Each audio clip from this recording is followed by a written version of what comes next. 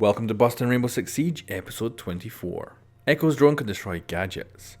So you might be thinking this is busted right away, because the drone can't physically damage anything. But that's not entirely true. In my first run of testing with this gadget, I noticed that it could smash glass. And the windows in the game have glass panels on them that are only protected by the wood. So if you take the wood off, then a gadget gets placed up against the glass. I figured I could probably confirm that you can destroy gadgets with just Echo's drone. And here we go. We've got a glass panel with a gadget on it, and it gets destroyed when you shoot it with the sonic pulse. So Echo's drone can destroy gadgets. It's not exactly a practical thing, but it does mean that this myth is confirmed, which I think is pretty cool. You can get a headshot with a knife. So this is gameplay from one of my videos, and one of my eagle-eyed viewers noticed that I got a headshot for a knife kill. Dare you come in that window, you son of a bitch. Knife him for the challenge, remember? Yep. And as you can see, I get 20 points for a headshot. So we went and tested this just to make sure it was a thing, and indeed, if you melee someone in the head, you do get 20 points for a headshot. So it's kind of cool. You can get a headshot kill with a knife. So that's confirmed. You can stick gadgets to Echo's drone. So of course, this had to be tested at some point. It's obviously not going to work. We had to figure out if it was even somewhat plausible at all.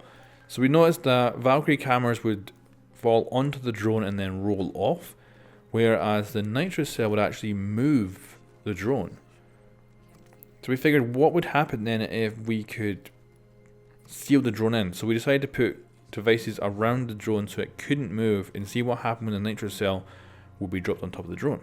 So Pyrex manages to accidentally gas us when we did our test here, which was quite funny.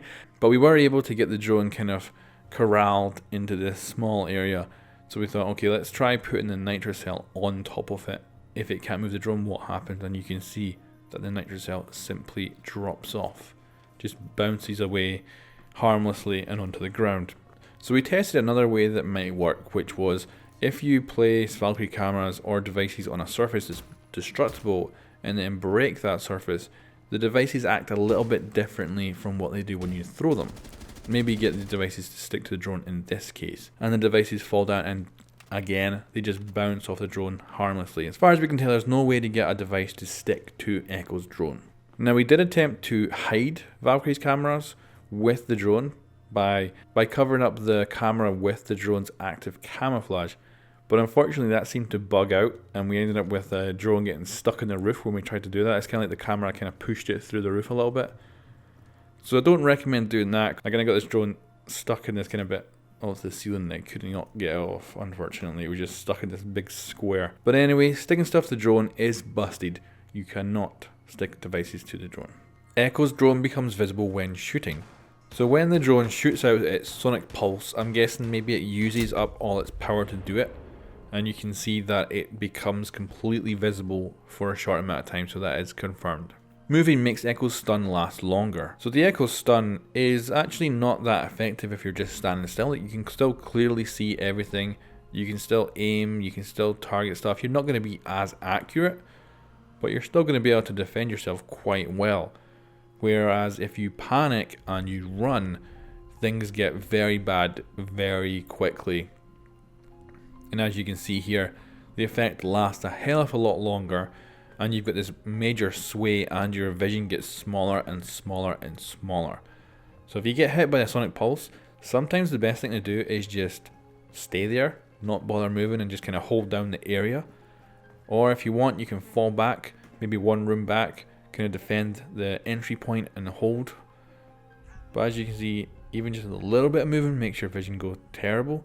So I would recommend moving as little as possible when Echo hits you with his drone. So that is confirmed. Moving when you've been hit by Echo's stun lasts longer. Even if some of Habana's charges are jammed, you can detonate the rest. So this is cool, not just for how it works, but actually it's usable as an actual tool. Like if I want to measure how big a jamming field is, or how high it goes, or what shape it is, I can use these Hibana charges to actually see a kind of exact shape of a jamming signal, which is really cool. So you can actually see how high up the jamming signal is going and how those charges above are actually above it. And then you can also see how far out to the sides the jamming signal goes. So it's very cool, I love this, and it's confirmed. Echo's drone can move frags. So we were wondering if the sonic pulse has any physical attributes to it.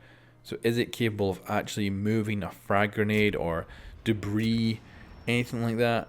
And it doesn't appear to have any pushing power, so you can't move wood around, you can't move grenades around. So that is busted. Echo's stun retracts Montang's extended shield.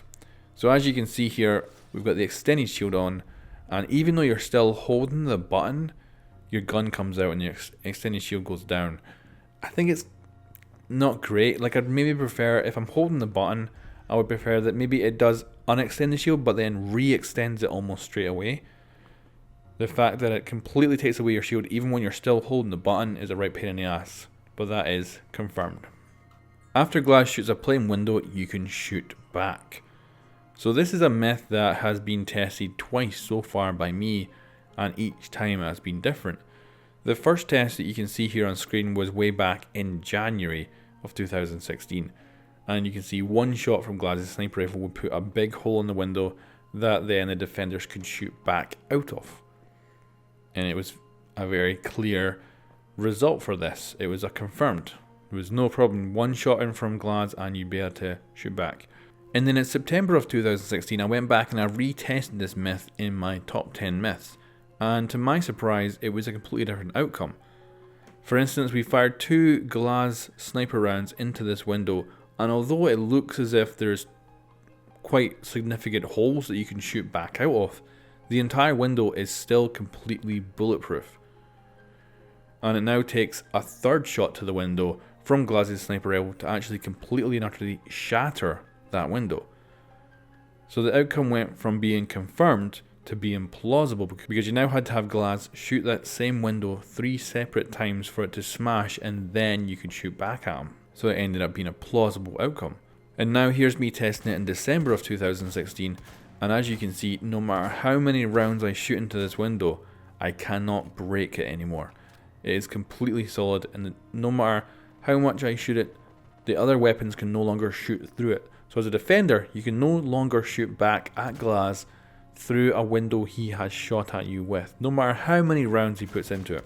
And this just shows you how fluid Rainbow Six Siege is, how much it changes, and these are changes that never appeared in any patch notes as well. This was something that was just changed along the way, and the only way to kind of keep up to date with how these things work, because this could legitimately lose you the game if you don't realize you can't shoot back anymore. So the only way to keep up to date with things like this is to watch videos like this or do your own testing. But anyway, this myth is now busted. So guys, that is all the myths we have for today. Thank you very much for watching. I think we should be back very soon with a Chachanka special. That'll be all about Chachanka, hopefully, if he gets his buff, which I think he's going to get.